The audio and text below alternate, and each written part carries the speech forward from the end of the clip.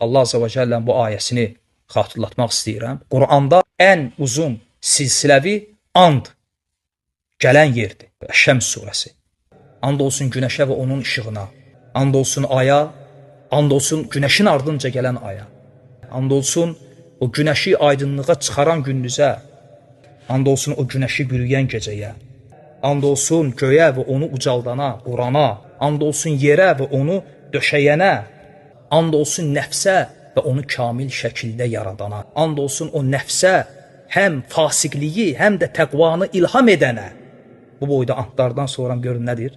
Nəfsini təmizləyən uğur qazanmış və nəfsini günahlara batıran ziyana uğramışdır.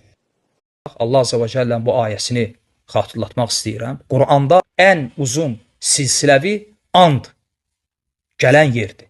Şəms surəsi. And olsun günəşə və onun işığına. And olsun aya. And olsun günəşin ardınca gələn aya. And olsun o günəşi aydınlığa çıxaran gündüzə. And olsun o günəşi bürüyən gecəyə. And olsun göyə və onu ucaldana, Qurana. And olsun yerə və onu döşəyənə. And olsun nəfsə və onu kamil şəkildə yaradana. And olsun o nəfsə həm fasiqliyi, həm də təqvanı ilham edənə. Bu boyda andlardan sonra görün nədir? Nəfsini təmizləyən uğur qazanmış və nəfsini günahlara batıran ziyana uğramışdır.